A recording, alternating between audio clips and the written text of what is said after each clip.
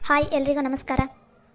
ಯಾರ್ಯಾರು ನಮ್ಮ ವಿಡಿಯೋನ ನೋಡ್ತಾ ಇದ್ದೀರಾ, ಯಾರ್ಯಾರಿಗೆ ನಮ್ಮ ವಿಡಿಯೋ ಇಷ್ಟ ಆಗ್ತಾ ಇದೆ, ಪ್ಲೀಸ್ ಎಲ್ಲರೂ ನಮ್ಮ ಚಾನಲ್ಗೆ ಲೈಕ್ ಮಾಡಿರಿ, ಶೇರ್ ಮಾಡಿರಿ, ಕಮೆಂಟ್ ಮಾಡಿರಿ, ಹಾಗೆ ಸಬ್ಸ್ಕ್ರೈಬ್ ಆಗೋದನ್ನು ಮಾತ್ರ ಮರಿಬೇಡ್ರಿ. ಮತ್ತು ನಿಮ್ಗೆ ಯಾರಾದರೂ ಫ್ರೆಂಡ್ಸ್ ಇದ್ದರೆ ನಿಮ್ಮ ರಿಲೇಷನ್ಗೆ ಎಲ್ಲರಿಗೂ ಪ್ಲೀಸ್ ರೀ ವಿಡಿಯೋ ಶೇರ್ ಮಾಡಿರಿ. ನೀವು ಯಾರು ವಿಡಿಯೋನೂ ಶೇರ್ ಮಾಡೋದಿಲ್ಲ ಅಂತಂತೀರಪ್ಪ. ಹ್ಞೂ ರೀ, ಪ್ಲೀಸ್ ರೀ ವಿಡಿಯೋನ ಶೇರ್ ಮಾಡಿರಿ. ಲೈಕ್ಸು ಕಮೆಂಟ್ ಎಲ್ಲ ಜಾಸ್ತಿ ಬಂದರೆ ನಮಗೂ ಇನ್ನೂ ವಿಡಿಯೋ ಜಾಸ್ತಿ ಮಾಡೋ ಹಾಕಬೇಕು ಅಂತ ಅನಿಸುತ್ತೆ ತಾನೆ. ಇವಾಗ ನೀವು ಹೇಳಿದ್ದೀರಿ ಅಂತ ನಾನು ದಿನ 2 ವಿಡಿಯೋ ಹಾಕ್ತಾಯಿದ್ದೀನಿ ತಾನೆ. ಮತ್ತು ನೀವು ಹಾಗೆ ನಮ್ಮ ವಿಡಿಯೋಗೆ ಲೈಕು ಶೇರು ಕಮೆಂಟು ಮತ್ತು ಸಬ್ಸ್ಕ್ರೈಬ್ ಕೂಡ ಆಗಬೇಕು. ಆಗ್ತಿರ ತಾನೆ ನೇತ್ರ? ಈ ಸಲ ಖಂಡಿತ ಆಗ್ತಾರೆ. ಬೇಕಾದರೂ ನೋಡಿ, ಇನ್ಮೇಲೆ ಲೈಕು ಶೇರು ಕಮೆಂಟ್ ಆಮೇಲೆ ಸಬ್ಸ್ಕ್ರೈಬ್ ಎಲ್ಲನೂ ಜಾಸ್ತಿ ಆಗುತ್ತೆ. ಹೌದಾ? ಇವಾಗ ನಾನು ಹೇಳಿದ್ದೀನಿ ನೇತ್ರಾಗೆ, ನೀವೆಲ್ಲ ಲೈಕು ಶೇರು ಕಮೆಂಟು ಹಾಗೆ ಸಬ್ಸ್ಕ್ರೈಬ್ ಎಲ್ಲ ಆಗ್ತೀರಾ, ಇನ್ನೂ ಜಾಸ್ತಿ ಮಾಡ್ತೀರಾ ಅಂತ. ನಾನು ನೇತ್ರಾಗೆ ಮಾತು ಕೊಟ್ಟಿದ್ದೀನಿ, ನೀವು ಮಾತು ಉಳಿಸ್ಕೋಬೇಕಾ? ನಮಸ್ಕಾರ. ಯಾಕೆ ನೇತ್ರ ಇಷ್ಟು ದಿನ ಆದರೂ ನನ್ನನ್ನು ಭೇಟಿ ಆಗಕ್ಕೆ ಬಂದಿಲ್ಲ ನೀನು? ಕಾಲ್ ಕೂಡ ಮಾಡಿಲ್ಲ ನೀನು ನನಗೆ, ಯಾಕೆ? ಸಾರಿ ಸವಿತಾ, ಏನು ಮಾಡೋದು, ಸಿಕ್ಕಾಬಟ್ಟೆ ಮನೆಯಲ್ಲಿ ಪ್ರಾಬ್ಲಮ್ಸ್ ಇದ್ದವು. ಹಾಗಾಗಿ ನಿನಗೆ ಕಾಲ್ ಮಾಡೋಕ್ಕೂ ಆಗಿಲ್ಲ, ನಿನಗೆ ಭೇಟಿ ಆಗೋದಕ್ಕೂ ಆಗಿಲ್ಲ. ಅದಕ್ಕೆ ಇವತ್ತು ಮನೆಯಲ್ಲಿ ಕೆಲಸ ಇದ್ದರೂ ಕೂಡ ಬಿಟ್ಟು ಬಂದಿದ್ದೀನಿ.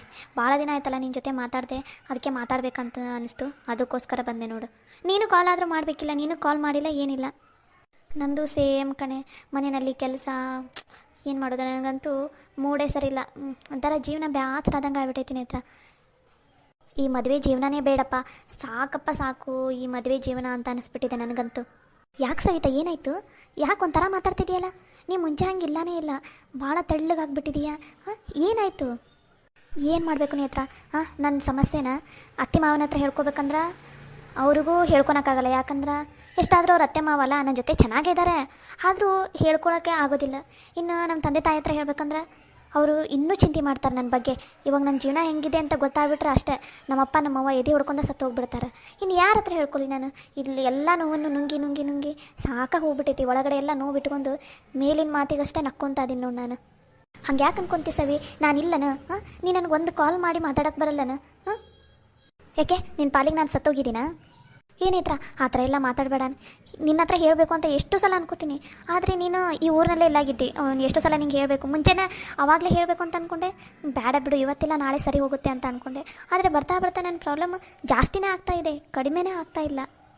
ನಿನ್ನ ಹತ್ರ ಹೇಳ್ಕೊಬೇಕಂದ್ರೆ ನೀನು ಊರಿನಲ್ಲಿ ಇಲ್ಲ, ಫೋನಲ್ಲಿ ಮಾತಾಡ್ಬೇಕಂದ್ರೆ ನಮ್ಮ ಮನೆಯಲ್ಲಿ ಯಾರಾದರೂ ಒಬ್ಬರು ಇದ್ದೇ ಇರ್ತಾರೆ. ಆರಾಮಾಗಿ ನಿನ್ನ ಜೊತೆ ಫೋನಲ್ಲಿ ಮಾತಾಡೋದಕ್ಕೂ ಆಗೋದಿಲ್ಲ. ಅದಕ್ಕೋಸ್ಕರ ನಿನ್ನ ಹತ್ರನೂ ಹೇಳ್ಕೊಳ್ಳೋದಕ್ಕಾಗಿಲ್ಲ. ಸರಿ, ಪರವಾಗಿಲ್ಲ, ಈಗ ಅದನ್ನೆಲ್ಲ ಬಿಟ್ಟುಬಿಡು. ನಿಂದು ಏನು ಸಮಸ್ಯೆ ನನ್ನ ಹತ್ರ ಹೇಳು, ನನ್ನ ಕೈಯಲ್ಲಿ ಆದಷ್ಟು ನಾನು ಸಹಾಯ ಮಾಡ್ತೀನಿ. ಆದಷ್ಟು ಆ ಪ್ರಾಬ್ಲಮನ್ನು ಸರಿ ಮಾಡೋಣ ಅಂತ, ಆಯಿತಾ? ಹೇಳು, ಏನು ಪ್ರಾಬ್ಲಮ್ ಅಂತ. ಏನಂತ ಹೇಳಿ ನೇತ್ರ, ನಮ್ಮದು ಮದುವೆ ಆಗಿ 2.5 ವರ್ಷ ಆಗುವಂತು, ಇನ್ನೂ ನಮ್ಮ ಸಂಸಾರ ಚಲೋನೂ ಆಗಿಲ್ಲನೇ. ಊರಿನಲ್ಲಿರೋರೆಲ್ಲರೂ, ನಮ್ಮ ಅತ್ತೆ ಮಾವ ಆಮೇಲೆ ನನ್ನ ತವ್ರ ಮನೆಯವರು ಎಲ್ಲರೂ ಕೇಳ್ತಾರೆ, ಇನ್ನು ಯಾಕೆ ನೀನು ಹೋಟೆಲಿನೇ ಆಗಿಲ್ಲಲ್ಲ, ಯಾಕೆ ಇನ್ನೂ ಪ್ರೆಗ್ನೆಂಟ್ ಆಗಿಲ್ಲಲ್ಲ ನೀನು ಅಂತ ಎಲ್ಲರೂ ಕೇಳ್ತಾರೆ. ಎಲ್ಲರಿಗೂ ನಾನು ಏನಂತ ಹೇಳಲಿ? ಸವಿ, ಏನು ಹೇಳಕ್ಕಂತಿದ್ದೆ ನೀನು? ಹ್ಞೂ ನೇತ್ರ, ನಾನು ಹೇಳ್ತಾ ಇರೋದು ನಿಜನೇ. ಇನ್ನೂ ನಮ್ಮ ಸಂಸಾರ ಚಲೋನೇ ಆಗಿಲ್ಲ. ನನ್ನ ಗಂಡನಿಗೆ ನನ್ನ ಕಂಡ್ರೆ ಇಷ್ಟನೇ ಇಲ್ಲನೇ.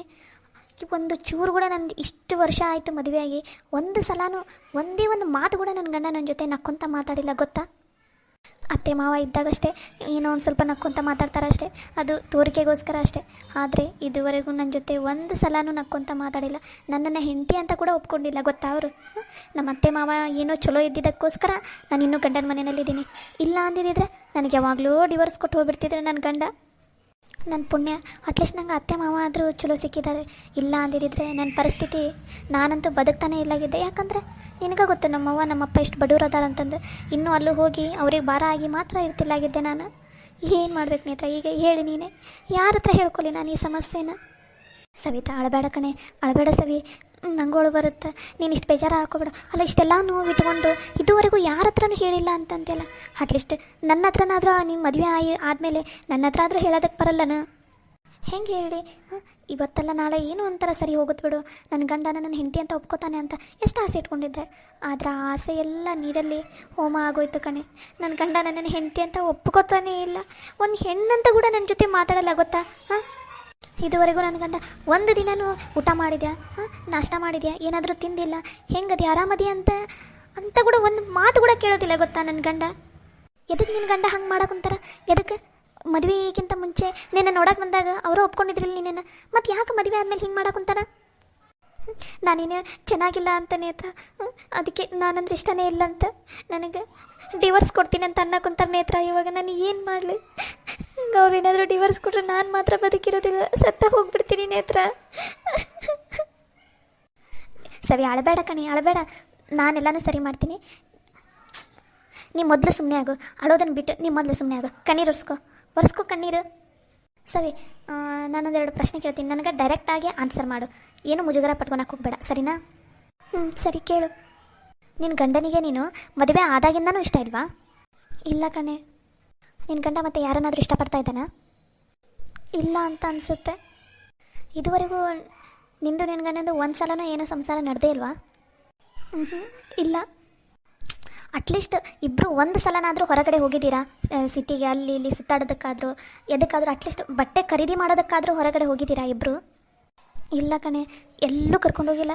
ಅವರಿಗೆ ನನ್ನನ್ನು ಹೊರಗಡೆ ಕರ್ಕೊಂಡು ಹೋಗೋದಕ್ಕೆ ಅಸಹ್ಯ ಅಂತೆ, ನಾನು ಅಷ್ಟು ಕೆಟ್ಟದಾಗಿದ್ದೀನಿ ಅಂತೆ. ನನ್ನನ್ನೇನಾದರೂ ಅವ್ರ ಹೆಂಡತಿ ಅಂದ್ರೆ ಅವ್ರ ಮರ್ಯಾದೆ ಹೋಗುತ್ತಂತೆ, ಅದಕ್ಕೆ ನನ್ನನ್ನೆಲ್ಲೂ ಕರ್ಕೊಂಡು ಹೋಗಿಲ್ಲ ಅವರು.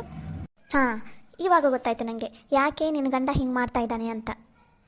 ಯಾಕೆ ನೇತ್ರ, ಯಾಕೆ ಹಂಗೆ ಮಾಡಕ್ಕಂತಾರ? ನೀನು ನಾನು ಹೆಚ್ಚು ಕಮ್ಮಿ ಸೇಮ್ ವಯಸ್ಸಿನವ್ರ, ಒಂದು 2-3 ತಿಂಗಳು ಅಷ್ಟೇ ಹೆಚ್ಚು ಕಮ್ಮಿ ಡಿಫ್ರೆನ್ಸ್. ನೀನು ಹೆಂಗಿದೆಯಾ ನೋಡು, ಕೈ ತುಂಬ ಬ್ಲೌಸ್ ಹಾಕ್ಕೊಂಡು ಮೈ ತುಂಬ ಸೀರೆ ಉಟ್ಕೊಂಡು ಒಳ್ಳೆ ಹೆಂಗದಿದೀಯ ನೋಡಿ ನೀನು.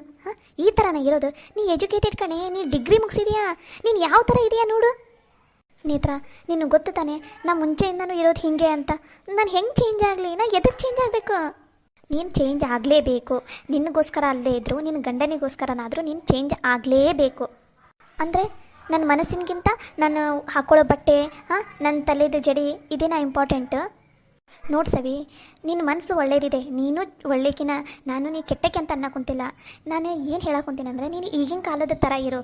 ನಿನ್ನ ಗಂಡ ಓದಿದ್ದಾನೆ, ನಿನ್ನ ಗಂಡ ಹೊರಗಡೆ ಜಾಬ್ ಮಾಡ್ತಾ ಇದ್ದಾನೆ, ಅವರು 5-6 ಕಡೆ ಅಡ್ಡಾಡ್ತಿರ್ತಾರಲ್ಲ, ಆವಾಗ ಅವರಿಗೂ ಒಂದು ಆಸೆ ಇರುತ್ತೆ, ನನ್ನ ಹೆಂಡತಿ ಹಿಂಗೆ ಇರಬೇಕು, ನನ್ನ ಹೆಂಡತಿ ಚೆನ್ನಾಗಿರಬೇಕು ಹಂಗೆ ಅಂತ ಅವರಿಗೂ ಆಸೆ ಇರುತ್ತಲ್ಲ.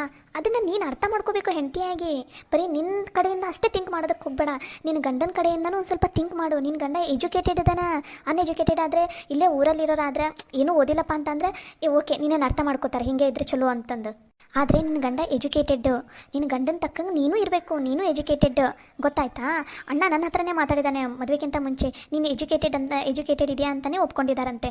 ನನ್ನ ಥಿಂಕಿಂಗು ಮತ್ತು ಅವಳ ಥಿಂಕಿಂಗು ಇಬ್ಬರು ಇದು ಮ್ಯಾಚ್ ಆಗುತ್ತೆ ನೇತ್ರ, ಅದಕ್ಕೋಸ್ಕರ ನಾನು ಒಪ್ಕೊಂಡಿದ್ದೀನಿ ಅಂತ ಕೂಡ ಹೇಳಿದ್ದಾರೆ. ಅವರಿಗೆ ನೀನಂದ್ರೆ ಇಷ್ಟ, ಆದರೆ ನೀನು ಈ ಥರ ಇರೋದಕ್ಕೋಸ್ಕರ ಅವರಿಗೆ ಇಷ್ಟ ಆಗ್ತಾ ಇಲ್ಲ. ಇವಾಗ ನೀನು ಏನು ತಿಳ್ಕೊತೀಯ ಏನು ಬಿಡ್ತೀಯ ನನಗೆ ಗೊತ್ತಿಲ್ಲ. ನೀನು ನಿನಗೋಸ್ಕರ ಅಲ್ಲದೆ ಇದ್ರೂ ನಿನ್ನ ಗಂಡನಿಗೋಸ್ಕರ, ನಿನ್ನ ಅತ್ತೆ ಮಾವನಿಗೋಸ್ಕರನೇ, ನಿನ್ನ ತಂದೆ ತಾಯಿ ಖುಷಿಗೋಸ್ಕರನಾದರೂ ನೀನು ಚೇಂಜ್ ಆಗಲೇಬೇಕು. ನಾನು ಚೇಂಜ್ ಆಗಲ್ಲ, ನಾನು ಹಿಂಗೆ ಇರ್ತೀನಿ ಅಂದರೆ ನಿನ್ನ ಲೈಫ್ ಲಾಂಗ್ ಹಿಂಗೆ ಇರಬೇಕಾಗುತ್ತೆ ನೋಡು. ಏನು ಮಾಡ್ತೀಯ? ನನಗೆ ಹೀಗೆ ಇರೋದಕ್ಕೆ ಇಷ್ಟ ನೇತ್ರ, ನನಗೆ ಚೇಂಜ್ ಆಗೋದಕ್ಕೆ ಇಷ್ಟ ಇಲ್ಲ. ಸರಿ, ಹಾಗಾದರೆ ನೀ ಚೇಂಜ್ ಆಗಬೇಡ, ನೀ ಹಿಂಗೆ ಇರು. ನಿನ್ನ ಗಂಡ ನಿಮಗೆ ಡಿವೋರ್ಸ್ ಕೊಡ್ತಾನೆ, ಡಿವೋರ್ಸ್ ಪೇಪರಿಗೆ ಸೈನ್ ಹಾಕ್ಬಿಡು, ನೀನು ನಿಮ್ಮ ಮನೆಗೆ ಹೋಗ್ಬಿಡು, ನಿನ್ನ ಗಂಡ ಇನ್ನೊಂದು ಮದುವೆ ಮಾಡ್ಕೊಂಡು ಆರಾಮಾಗಿರ್ತಾನೆ, ಸರಿನಾ? ನೇತ್ರ, ಆ ಥರ ಮಾತಾಡಬೇಡ್ವೆ, ನನಗೆ ಭಯಾನ ಆಗಿಬಿಡುತ್ತೆ ನೇತ್ರ. ಮೊದಲೇ ನನಗೆ ಎಷ್ಟು ಹರ್ಟ್ ಆಗಿದೆ ಅನ್ನೋದು ನನಗೆ ಗೊತ್ತು. ಪ್ಲೀಸ್ ನೇತ್ರ, ಈ ಥರ ಎಲ್ಲ ಮಾತಾಡೋದಕ್ಕೆ ಹೋಗಬೇಡ. ಸರಿ, ಆದರೆ ನನಗೆ ಇದೆಲ್ಲ ಗೊತ್ತಿಲ್ಲಲ್ಲ ನೇತ್ರ, ಏನು ಮಾಡಲಿ ಇವಾಗ, ಹೆಂಗೆ ಚೇಂಜ್ ಆಗಬೇಕು ಏನು ನನಗೇನು ಗೊತ್ತೇ ಆಗ್ತಾ ಇಲ್ಲ. ಯಾಕೆ ಚಿಂತೆ ಮಾಡ್ತೆ ಸವಿ? ನಿನ್ನ ಫ್ರೆಂಡ್ ನಾನು ಇದ್ದೀನಿ ತಾನೆ, ನಾನೆಲ್ಲ ನೋಡ್ಕೋತೀನಿ. ನೀನು ನಾಳೆ 10 ಗಂಟೆನಷ್ಟಿಗೆ ರೆಡಿ ಇರು. ನಾನೇ ನಿಮ್ಮ ಮನೆಗೆ ಬಂದು ನಿಮ್ಮ ಅತ್ತೆ ಮಾವಾಗ ಹೇಳಿ ನಾನು ನಿನ್ನನ್ನು ಹೊರಗಡೆ ಕರ್ಕೊಂಡು ಹೋಗ್ತೀನಿ. ಹೊರಗಡೆ ಕರ್ಕೊಂಡು ಹೋಗಿ ನೀನು ಹೆಂಗೆ ಚೇಂಜ್ ಮಾಡ್ತೀನಿ ನೋಡ್ತೀರ. ಆವಾಗ ನಿನ್ನ ಗಂಡ ನಿನ್ನನ್ನು ಇಷ್ಟಪಟ್ಟೇ ಪಡ್ತಾನೆ, ಸರಿನಾ? ಅಲ್ಲ, ನೀನು ಹೊರಗಡೆ ಕರ್ಕೊಂಡು ಹೋಗೋದಕ್ಕೂ ನನ್ನ ಗಂಡ ನನ್ನನ್ನು ಇಷ್ಟಪಡೋದಕ್ಕೂ ಏನು ಕಾರಣ? ಇದು ಹೆಂಗೆ ಸಾಧ್ಯ? ನೀನು ಅದನ್ನೆಲ್ಲ ಟೆನ್ಷನ್ ಮಾಡ್ಕೊಳಕೋಬೇಡ. ಇನ್ಮೇಲೆ ನೀನು ಆರಾಮಾಗಿರು. ನಾಳೆ ಬೆಳಗ್ಗೆವರೆಗೂ ಒಂದು ಸ್ವಲ್ಪ ತಾಳ್ಮೆಯಿಂದ ಇದ್ಬಿಡು. ನಾಳೆ ನಿನಗೆ ನಾನು ಎಲ್ಲ ಹೇಳ್ತೀನಿ, ಸರಿನಾ? ಸರಿ ನೇತ್ರ, ನಿನ್ನ ಮೇಲೆ ನಂಗೆ ನಂಬಿಕೆ ಇದೆ, ನೀನೆಲ್ಲ ಸರಿ ಮಾಡ್ತೀಯಾ ಅಂತ. ಮತ್ತು ಈಗಲೂ ಮುಖನ ಹಿಂಗೆ ಮಾಡ್ಕೊಂಡಿದೆಯಲ್ಲ, ಈಗ ಒಂದು ಸ್ವಲ್ಪ ನಗಮ್ಮ, ಹಿಂಗೆ ಮುಖ ಮಾಡ್ಕೊಂಡ್ರೆ ಹೆಂಗೆ? ಸರಿನಾ? ಸರಿ ಸರಿ ನೇತ್ರ, ನಾ ಮನೆಗೆ ಹೋಗ್ತೀನಿ. ನಾ ಬಂದು ಭಾಳ ಹೊತ್ತಾಯಿತು, ಅತ್ತೆ ಅವರೆಲ್ಲ ವೇಟ್ ಮಾಡ್ತಿರ್ತಾರೆ, ಮತ್ತು ಅದಕ್ಕೋಸ್ಕರ ನಾ ಹೋಗ್ಲಾ ಇನ್ನು? ಸರಿ, ನೀ ಹೋಗ್ಬಾ. ನಾನು ಹೋಗ್ತೀನಿ, ನಂದು ಮನೆಯಲ್ಲಿ ಕೆಲಸ ಇದೆ. ಅವ್ವ ಬೇಗ ಬಾ ಅಂತಂದಿದ್ಲು, ಇಲ್ಲೇ ಮಾತಾಡ್ಕೊತ ನಿಂತ್ಬಿಟ್ಟಿನಿ ನೋಡಿ. ನಿನ್ನ ಜೊತೆ ಮಾತಾಡ್ತಾ ಇದ್ರೆ ಟೈಮ್ ಹೋಗಿದ್ದೇ ಗೊತ್ತಾಗಲ್ಲ. ನನಗೂ ಅಷ್ಟೇ, ಇವಾಗೇನೋ ಒಂದು ಸ್ವಲ್ಪ ಸಮಾಧಾನ ಅನ್ನಿಸ್ತಾ ಇದೆ. ನೀನು ನನ್ನ ಪ್ರಾಬ್ಲಮ್ ಎಲ್ಲ ಸಾಲ್ವ್ ಮಾಡ್ತೀನಿ ಅಂದೆಲ್ಲ. ಸರಿ, ಇವಾಗ ಆರಾಮಾಗಿರ್ತೀನಿ. ಸರಿ, ನಾನು ಇನ್ನು ಹೋಗ್ಲಾ? ಸರಿ ಆಯಿತು, ಹುಷಾರಾಗಿ ಹೋಗ್ಬಾ. ನಾಳೆ ಮೀಟ್ ಮಾಡ್ತೀನಿ, ಸರಿನಾ? ಸರಿ, ಬಾಯ್. ಬಾಯ್.